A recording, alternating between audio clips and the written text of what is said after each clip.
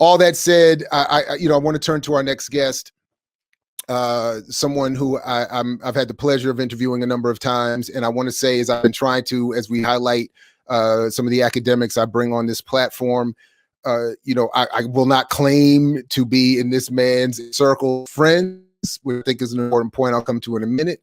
We're not, on each other's email groups and whatever groups and Christmas, holiday group, whatever it is, whatever. We're not hanging out like that. But at the same time, I have been tremendously influenced by this next scholar. And to the point I'm getting at, he has been gracious enough not only to give his time through these interviews and presentations to my classes over the years, but even in a moment of I don't know, some kind of desperation, probably too strong a word, but a moment of need in my department, given his work with, as we'll talk about in a moment, the Media Education Foundation. He made available to us and our students a treasure trove of documentaries and media literacy and critical media literacy work. So that kind of collegiality, I think, is important to highlight, especially among people who don't necessarily know each other particularly well or aren't in each other's inner circles. And it doesn't always happen. Frankly, it does not always happen. It certainly doesn't happen enough. And of course, I'm talking about Dr. Sut Jhally, who is a professor, who many things I should say, is a professor of communication at University of Massachusetts at Amherst, and founder and executive director of the Media Education Foundation. He is one of the leading scholars looking at the role played by advertising and popular culture in the processes of social control and identity construction. This is particular to my class, even to my class on the world of hip hop, all of whom should be in attendance here today. Or who will have to see this in its replay. That particular point is remarkably relevant to that class, as we will see this semester.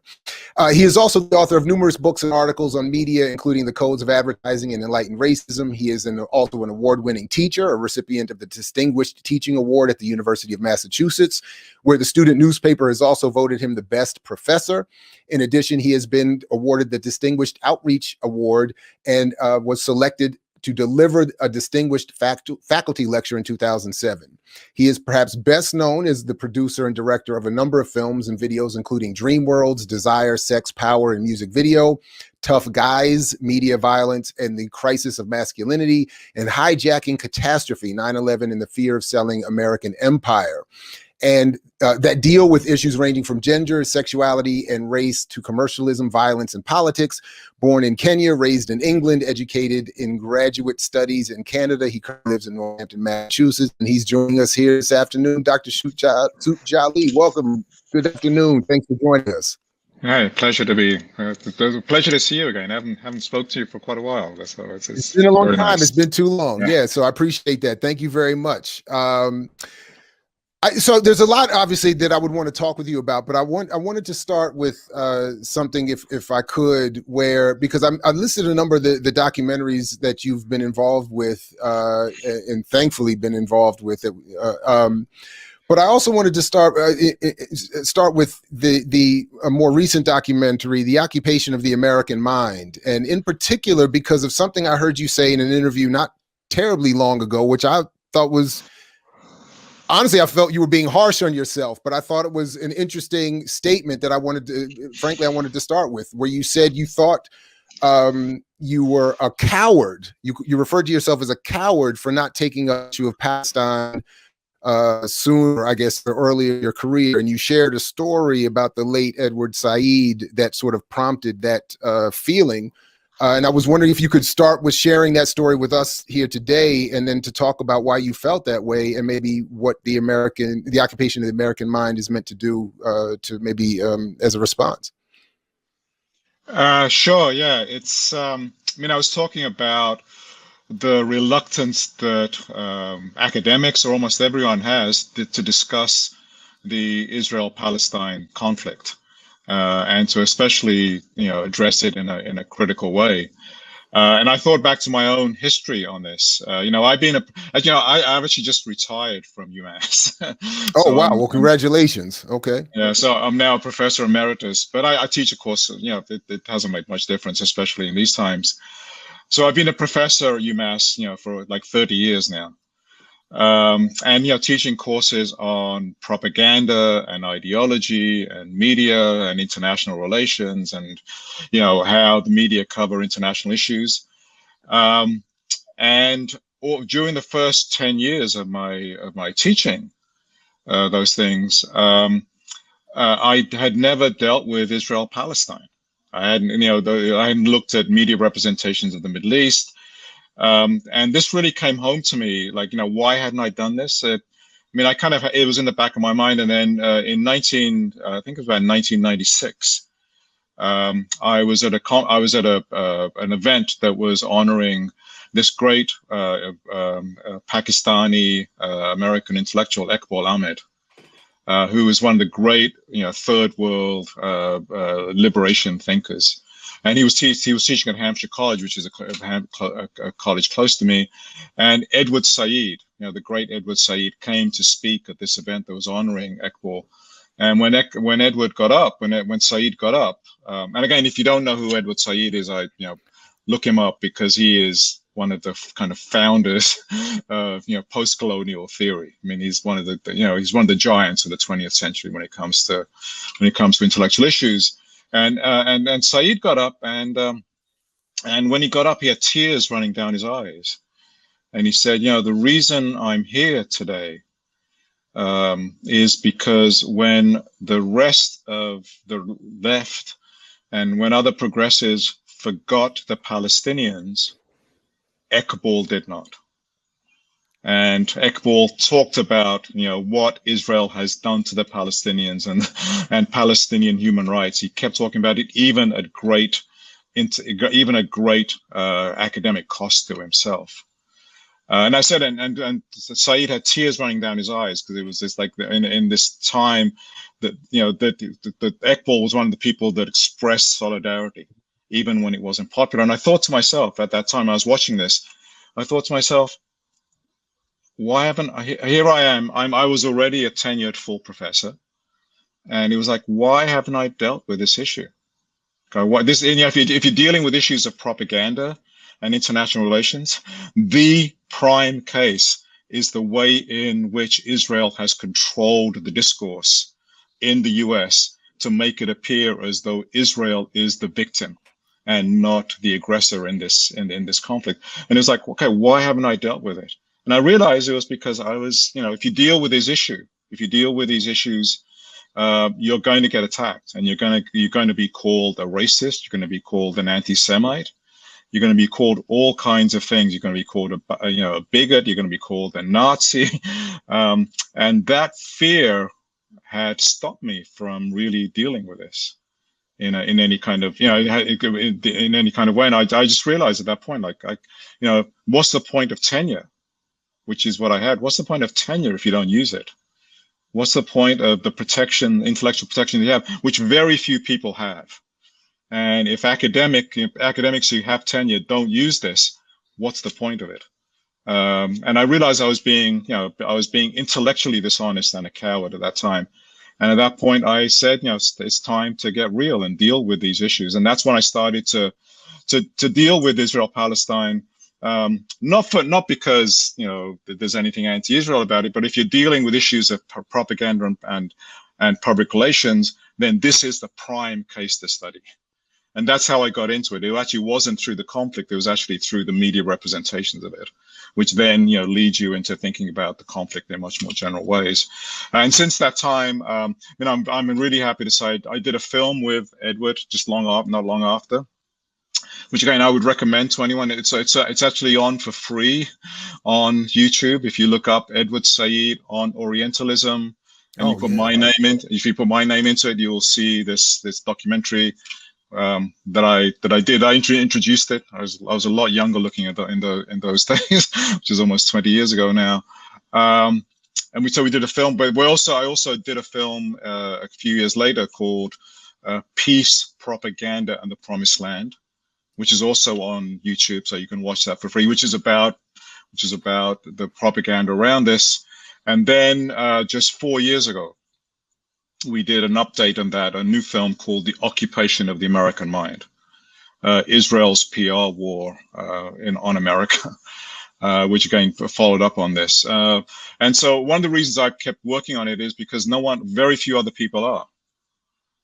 And I have the protection. I can't lose my job. I can be called lots of nasty names, which I've been doing, but that's, you can handle that.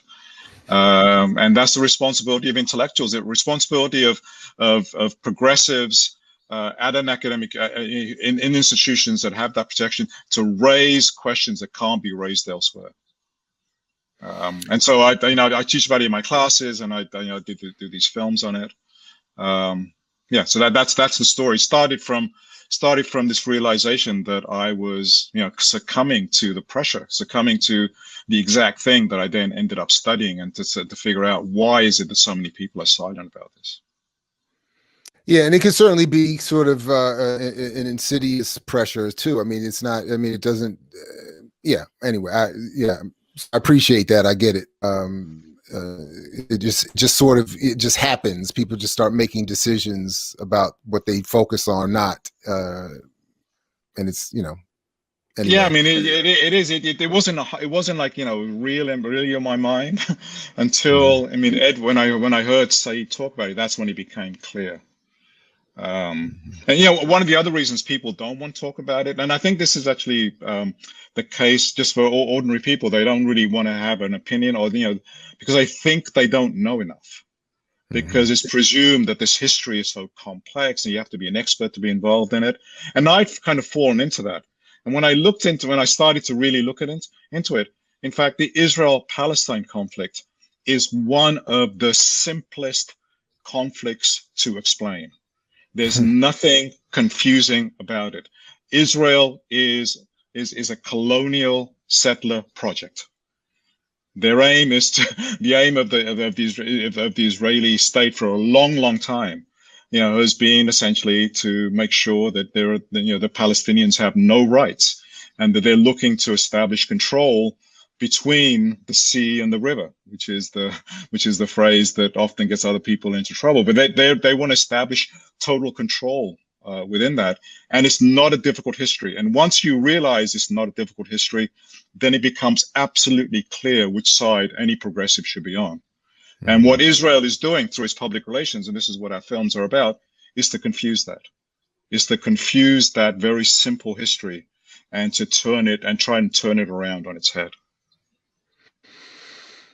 So I maybe we can come back to some of the details, particularly when I check for questions and comments in the chat. But or if you want to just come back to it on your own. But I did also want to ask you a few other things, including about how I've titled this how I thought to just title this interview, "Constructing Consciousness."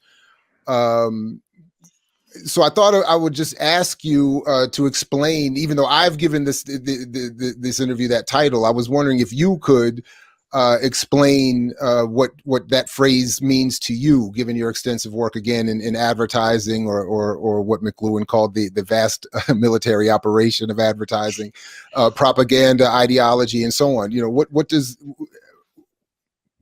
constructing consciousness mean? Yeah, I think that's a good it's a good title. So some of the earliest critical thinkers actually talked about the consciousness industry, and about how consciousness is controlled in this industrial process. And for me, the basis of it is that, in one sense, consciousness, that is perception, becoming conscious of the world, or understanding the world, is always a social process, and therefore is always constructed. That's part of what we do as human beings. Is, if reality simply imprinted itself on our heads, then everyone would have the same understanding of reality. But in fact, something stands between us and our understanding of the world out there, which is the categories of thought. And so if you can control the categories of thinking, you can control the categories through which people think about the world, you can control them in their own minds. I always go back to there's a quote by the Chinese philosopher Confucius, who was once asked. He said, if you were ever to run the state, excuse me, I should really.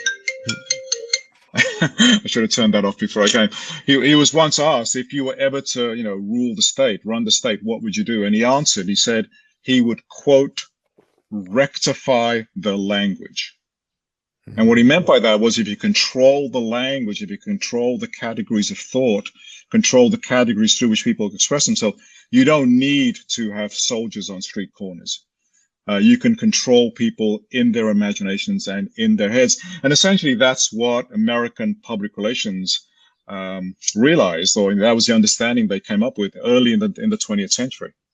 That if you can, Professor Jhally, I'm sorry to interrupt, but this sounds like a sci-fi movie, right? Doesn't this sound like lunatic conspiracy theory that people are going to construct someone's imagination? But someone has to construct it. I mean, that's the thing. When people say conspiracy theory, they're trying to, but someone constructs the world. I mean, that's the nature of, the world doesn't fall fully formed from heaven. Someone constructs it, interests construct it. And if you want to see what those interests, what those interests are and how they maintain power, you have to look at the ways in which, they make sure that the population does not rebel, that the population thinks about itself, thinks about the system in which they are the losers. They think about themselves as, not as the losers, and as the greatest system, the greatest system on earth. So I don't think it's conspiracy theory. It's the way the world works, which is it works through people, constructing the world according to their own interests, which is the history of the history of the world.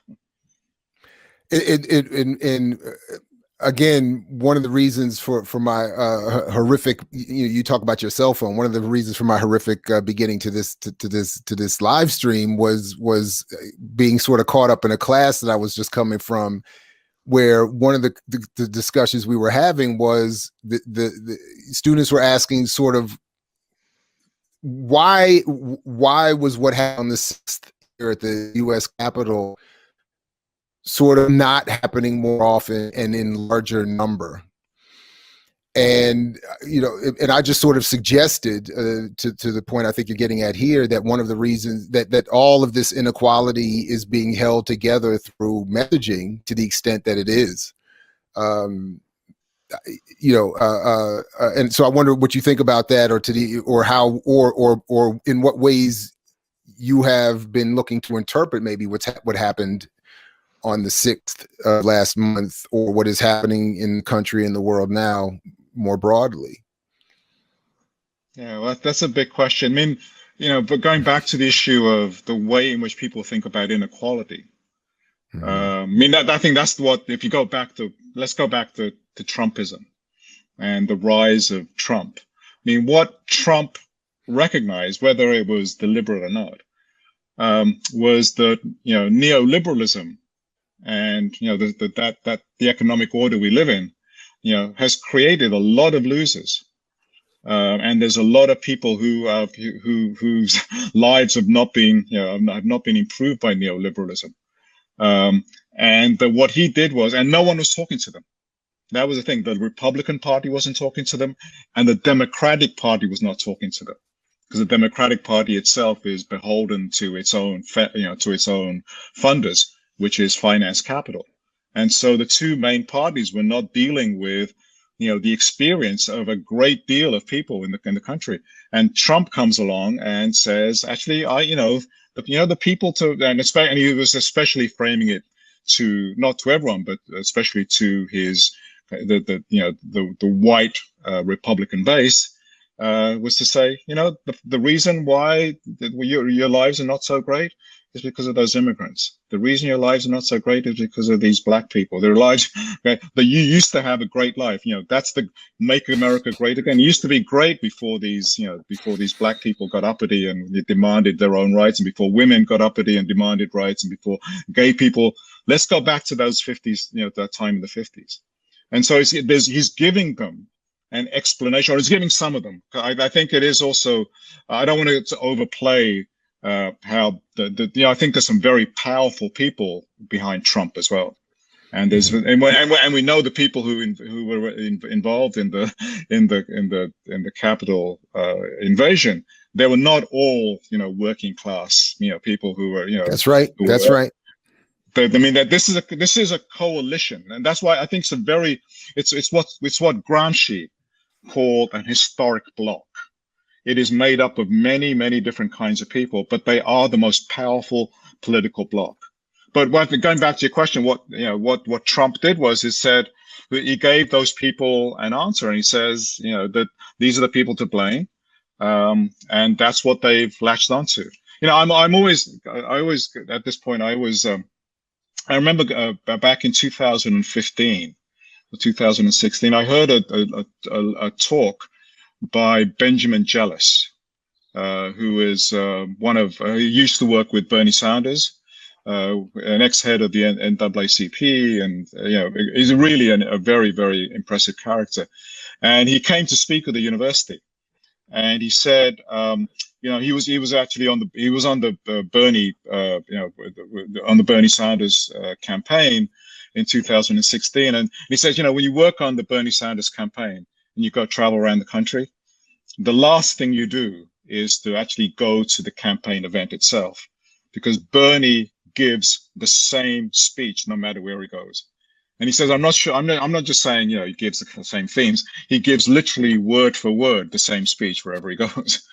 And they were down in Appalachia somewhere. They were down in West Virginia. They were down in deep kind of white redneck country. And Bernie was speaking there. And Bernie said to Benjamin Jhally, he said, you should come to the event tonight. And Benjamin Jhally said, why? I've seen you speak 100 times. I know what you're going to say. He said, you should come. You should come. And so Benjamin Jhally went, and Bernie gave exactly the same speech that he gave, for example, in Detroit, 2 nights before, to Wild the claim. And he gives this speech to these white, rednecks, working class, and he gets exactly the same response. And he gets the response because he's giving a different answer to where inequality comes from. And he's pointing, the reason that this inequality, the reason you have the lives you have is not because of black people or not because of immigrants, it's because of corporations. And when that is explained, and then when, people latch onto that. And so Trumpism, and that's what Trumpism kind of, or at least a big chunk of it, is giving that explanation. And I think it'd be not easy, but I think if you deal with people's real experiences and then give them a different way to interpret it, that you could bring over a large section of that. Not everyone, because there is also a big chunk of white supremacy. There's people hanging on to their whiteness, and no matter what you say to them, they're willing to die for their whiteness. They're willing to die. I mean, there's a really interesting book. This came out last year called Dying of Whiteness, which actually is interviews with a lot of white working class people who will literally, for example, turn down healthcare, an expansion of healthcare, which would save them, which would literally save their lives, because they don't want it to go to black people. And so they are literally willing to die for their whiteness. So it's funny you shared that story about Bernie Sanders, because on the one hand, the first thought I have is it makes his constant support of Biden and Pelosi and them even more difficult to understand or agree with or whatever. But I also was wondering, thinking about Biden's former, I guess, boss, partner, Obama, and what you have said about Obama and the Cosby effect. And I'm wondering if you could talk a little bit about that, and maybe, I don't know, share what that might mean for a prediction about the next 4 years under Biden, if there is a way to connect the two. But I definitely would want you to talk a little bit about both Obama and the Cosby effect, as you have done over the years. Sure. Yeah. I mean, Obama is a really interesting. Well, he's more than he's an interesting character. Is that if you In fact, I was listening to Paul Jay, the journalist with the Real News Network the other day, and he said what he does when Obama was rising to power, and he said what he would do, he would make it a point not to listen to Obama, but to read his speech, because he said he's so charming and he's so charismatic that charisma, in fact, hides the very kind of mainstream things that he's actually saying. Because remember, Obama was simply like I would say a center, very, very mainstream Democrat.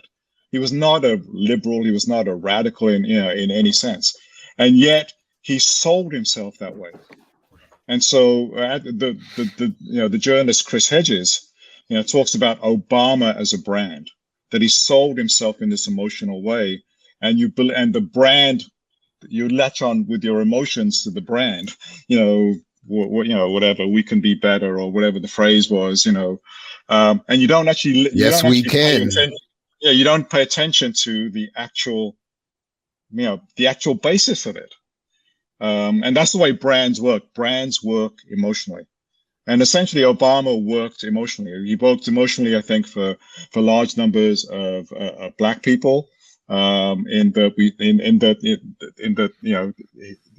He saw a way to power through that, and he worked also for white people. And this was the Cosby effect. The Cosby effect was, here is a Black man that we can support because he's non-threatening. Here is a Black man that is one of us. Here is a Black man that is, and it was that non-threatening aspect, and that was the great bargain that Obama made. He said, "I will make you feel good about American racism. You can vote for me, and you're no longer a racist. But you don't have to change your behavior. You don't have to change your policies. You don't have to change anything that's real. You just have to go into the voting booth and vote for me for one day, and you will feel good about it." And that's exactly what Cosby did. Cosby made people feel good, made white people especially feel good, because they couldn't be racist, because look, they're inviting the Huxtables into their living room every single day. They love the Huxtables. They love Michael Jordan. These days they love LeBron. They love, right? How can I be a racist when I love these individual Black people? Not that, but I'm not willing to support policies that help the 40 million Black people that are not in this small segment. And so that was the way Obama worked as well. He made Black people and white people especially feel good about themselves without having to do anything about the reality of race in America. Because the only way to deal, if you want to deal with the effects of racism, you've got to deal with the redistribution of wealth and the redistribution of power. You've got to deal with some basic things that are not just about you feeling good. And that, in that sense, I think Obama set us back a great deal. I mean, he may have made you feel good about being able to be identifying with this Black man, but he also made you feel not responsible for what was going on.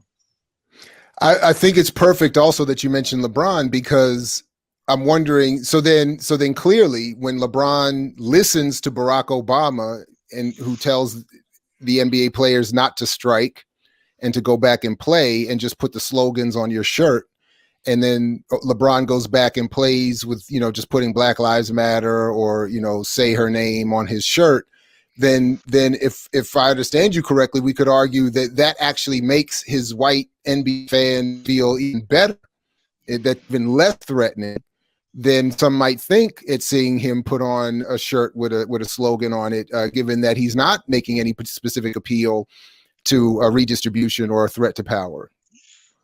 Yeah, I mean, I think that's the whole. I mean, there's a symbolic. I think I want to always be clear on this. I mean, I think it is very significant that the symbolism of taking the knee. I think it's a powerful symbol. But if that's all it remains, if it remains just at that level and doesn't then go to the next level, which is changing policy. I mean, racism isn't just what's in your head. I mean, we could wake up tomorrow and we could have no racist thoughts, and racism and the society would still be structured along the terms of race. And until you can get past this notion that racism is something that's in your head, and you've got to get to this notion that racism is structured within the society, that slavery has structured the society. And until you deal with those structures, until you deal with, on a very basic level, until you deal with how schools are funded through real estate taxes on a local basis, and we figure out some way of making that absolutely equal so that every American child has access to the same level of education, then you can talk all you want about not being racist, but it will make no difference whatsoever. You've got to get to that level, and I think a lot of white Americans are simply not willing to go there. They're not willing to go to what it actually will take to dismantle racism, which is giving up their own power and to really make America something like a meritocracy, which of course it's not right now. Mm-hmm. A couple other things I at least want to raise. Sorry, one other question. Just let me. Can I just say about no, Biden? Sure. Oh, yeah, again, please. Of course, yeah, right. That's again, I must admit, when the primaries were going on and when it became clear that he was going to win, the thought of going into a voting booth and voting for Joe Biden literally made me throw up. The thought of it was literally, I just can't do this, because the history of Joe Biden. Right. If you look at what he's actually done, he's a horrible. He's a warmonger. He was the main representative in Congress for the Iraq War. Yeah. Right. He's the main representative of finance capital and of banks and of the credit card companies. He was the main person in Congress behind the crime bill. His history. He is a war criminal.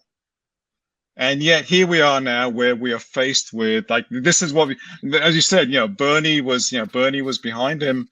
And I think that was simply a kind of anti-Trump thing. That was a very strategic, we have to get rid of Trump first. And if that means that we have to support someone like Biden, then our fight is going to be much easier under Biden than it is under Trump.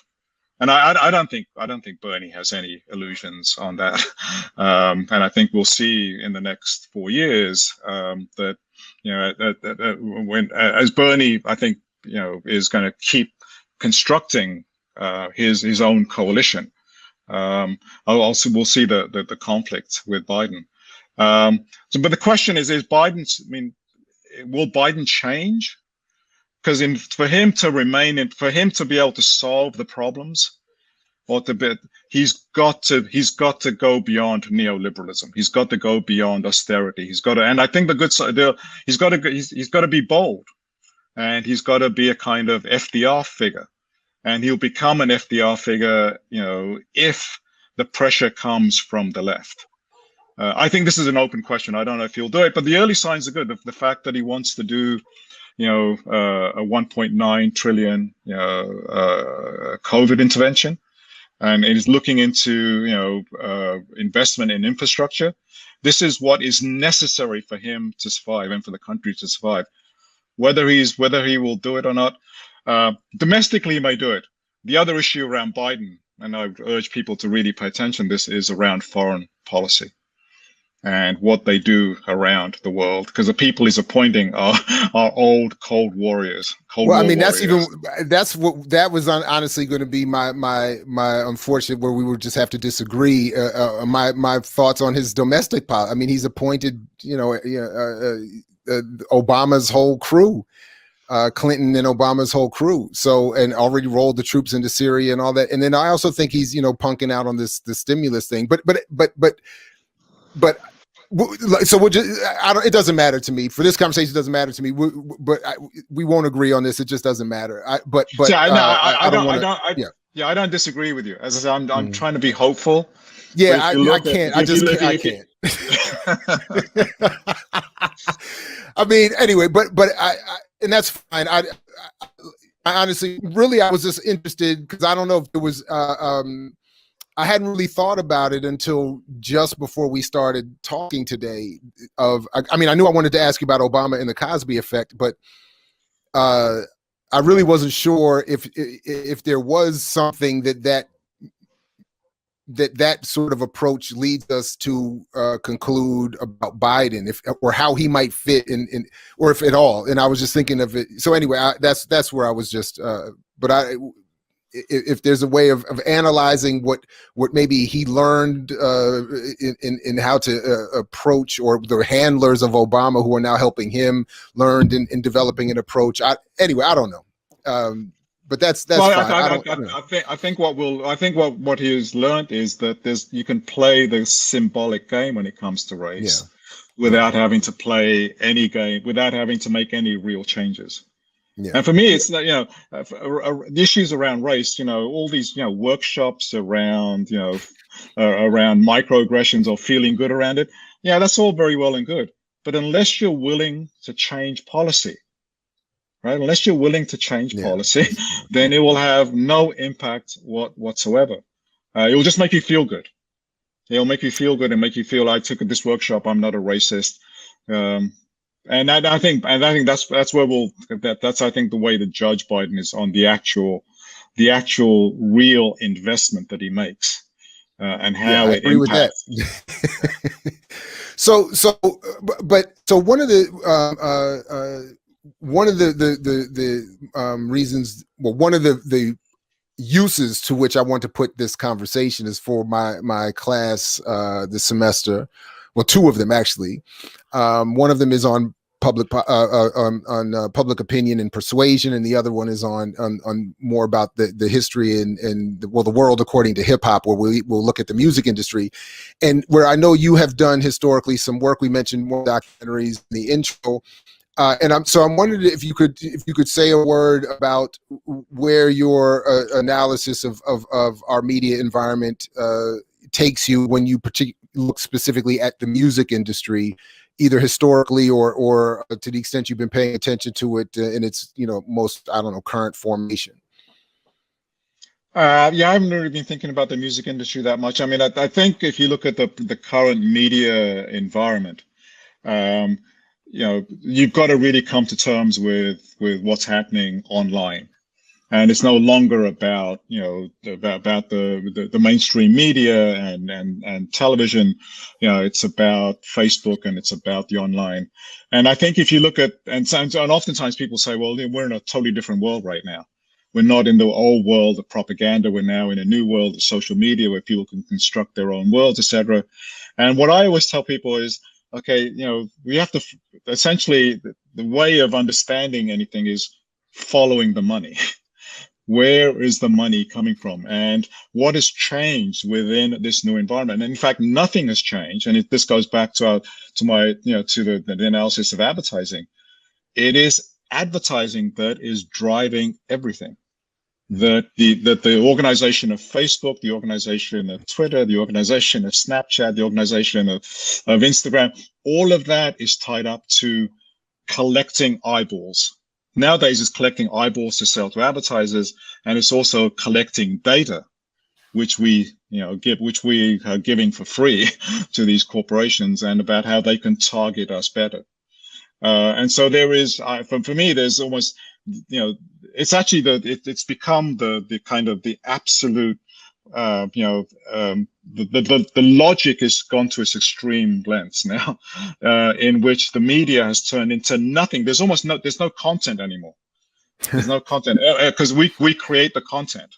We're doing the work of media for them. We're creating the content so that our eyeballs so that advertisers can buy our eyeballs. In terms of music and hip hop, I think you're in a much better place to talk about that. I think you said it quite well. That, I mean, historically, whether it's the more overt relationship that evolved, and particularly in the early 2000s between advertisers and music industry reps for the rap world, where they were literally paying rappers to put reference to their products and lyrics. Or to the extent that the way you point out, so much hasn't changed, that, as I keep trying to point out, Lyor Cohen, who many of us thought destroyed hip hop quite well in the 80s with his relationship to Def Jam, is right back running YouTube's music business. So he's right back in even a more prominent place musically, running the largest music platform in the world right now. So and fostering this many of the same kind of relationships between corporations and artists to, I think, negatively impact cultural expression. But anyway, so it was just that was just sort of where I was wanting to I don't know, just to ask you to talk a little bit about the broader, that bigger picture. And I thought, and I think you did quite well, especially when we put it in conjunction with the documentary. I know you had involvement with The Illusionists, which is another tremendous, I think, piece of work that shows the impact of this advertising globally in the so-called modern era as well. So anyway, that was it. The last actual topic I wanted to raise with you before we ended up closing was I have to ask you about, and I just saw one of your later interviews with him, the late great Stuart Hall, with whom I know you had a tremendous relationship. And I was wondering if you could just say a few words about Stuart Hall and where his work in cultural studies should be still helping inform us today. Oh, absolutely, yeah. Well, one thing I could, a few years ago, I had this great discovery. I realized it must be like when archaeologists find something, they've been searching for their whole lives. But I found that one of the great articles is the Stuart Hall wrote. So for those people who don't know, Stuart Hall is a British West Indian scholar. He essentially invented and created the discipline of cultural studies from his work in the late 1970s on. And he is a foundational thinker when it comes to issues around race, but also specifically, for me, his great contribution was about thinking about what the new configuration of neoliberalism is all about. And so Stuart Hall is, for me, it is, whenever I think of it, when something happens, I always think, okay, what would Stuart say?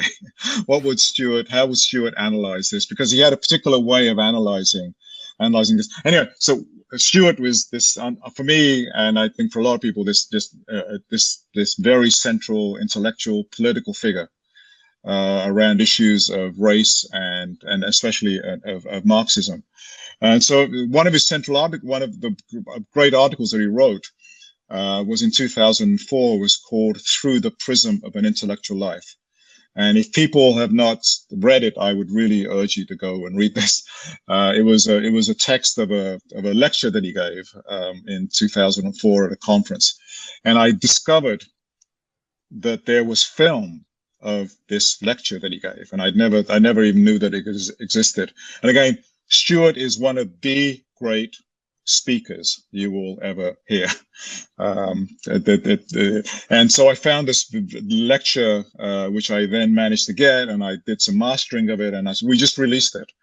And so if people want to go to YouTube, they can just put in Stuart Hall and then Prism, Prism, of an Intellectual Life, and this lecture will come up, and I highly recommend people to, because in it is a way of looking at the world.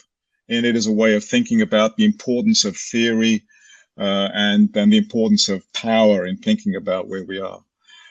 So Stuart was that's what Stuart Hall was. He was one of the great thinkers about our present configuration, our present right-wing configuration. He was the first one in the 1970s and 1980s to come up with an analysis of Thatcherism, which was the philosophy, which was the political movement around Margaret Thatcher, which was the same as the political movement, not the same, but it was related to the movement around Ronald Reagan, and which, transformed our lives. And he came up with this term. That's one way of putting it, for sure. he came up with this term, authoritarian populism.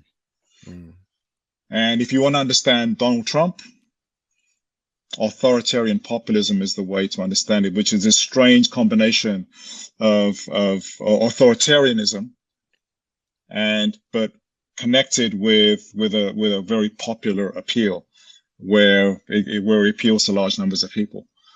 So for me, Stuart was one of the major.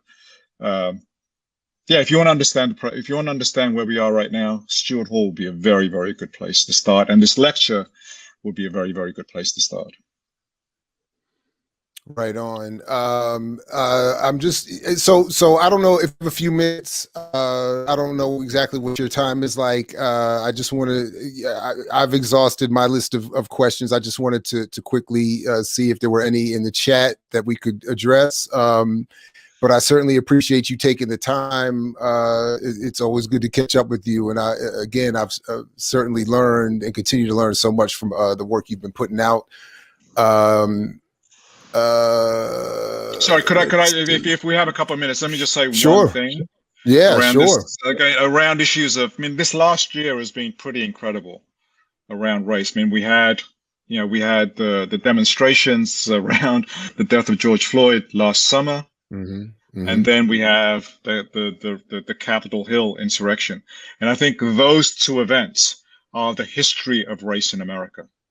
They're the history, in that every time there is any attempt by Black people to highlight issues of oppression, there is always a white backlash. That's the history. Whether it is slavery, then is followed by prison labor, and then followed by Jim Crow. The civil rights movements of the 1960s, followed by Ronald Reagan. And followed by Nixon and Ronald Reagan. Obama is followed by Trump. So that's always the model. The model is always what Carol Anderson calls white rage. And I think if you want to understand where we are right now, you've got to look at what happened on January the 6th in relationship to what happened last summer. And those incredible demonstrations the street demonstrations that took place, for many of us were, inspirational. And for half the country, they were a nightmare. And what we saw, I think, on January 6th was that nightmare the people who had that nightmare acting out, the people who had that nightmare thinking, okay, this is the way we get out of this nightmare. So that Black demands, white backlash is where we are right now. And I think you have to understand, again, there's nothing new about Donald Trump. Okay, correct. Make America Great Again was Ronald Reagan's slogan. That's right. Okay? And so this idea that Trump is somehow different, the only way Trump is different is he's made explicit what was implicit in everything else. And so you can't understand anything at the present time without looking at the history of America. And going back, you have to go back, I think, 500 years to really look at it and to understand how slavery is embedded in the structures we have today. Do you, we're asked here if any thoughts, obviously you have some experience outside the United States. Any thoughts on this question here about quickly expanding the conversation to be more international? Racism isn't unique to the United States. Is there any, some have maybe made comparisons to what between Donald Trump and Boris Johnson. I don't know. Is there anything in the world that or anything related to what we've been talking about here that you would want to connect to something happening or what you see happening in the rest of the world? Or sure. Well, the first thing I would say, one of the things I would say is what Stuart Hall always used to say, which is there's no such thing as racism. There's racisms. That is, racism is always very particular, has particular histories in different places. And so you can't make any kind of general statements about it. You have to do this particular analysis of particular countries.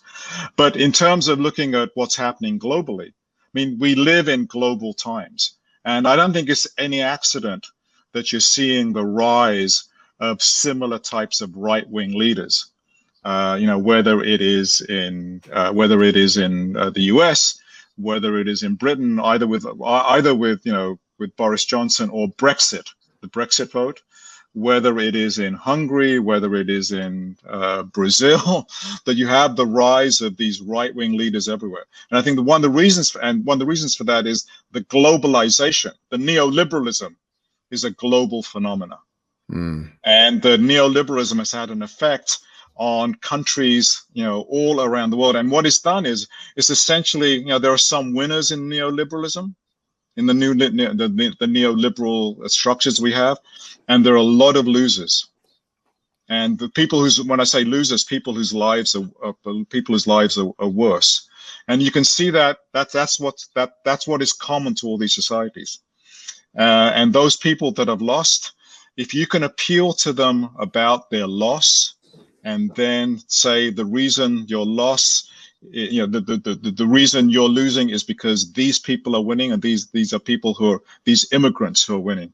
They're the ones who are causing your, then that's the rise of right-wing politics internationally. So yes, I think when we look internationally, I think you have to look very particularly at individual situations. But there is also something that is now linking them together, because we do live in global times, and there are our economic structures are global. And so you have to be able to look at both global, this is a trite thing to say, it's the global and the local, and how those things go together. And that's what Stuart Hall was a genius at, was bringing those two things together. And Blood Honey, I appreciate all the requests for international focus, but I would just want to remind everybody that we did start with Israel and Palestine. So, Professor Sut Jhally, Eddie, look, I thank you very much for joining me. And hopefully I won't take this long to invite you back, but it's been a pleasure to catch up with you again. And again, thank you for all your great work, and that I continue to learn from and use, and that all of us can. So I appreciate it. Thank you very great. much. Thanks for the invitation. Anytime you want to invite me back, I'll be happy to come back. All right, folks, you heard him say it. It's taped, recorded live. So, okay. Professor Jhally, thank you very much. Take good care. We'll catch you next time. Thank you very much. I mix what I like, what I like, what I like, what I like, what I like.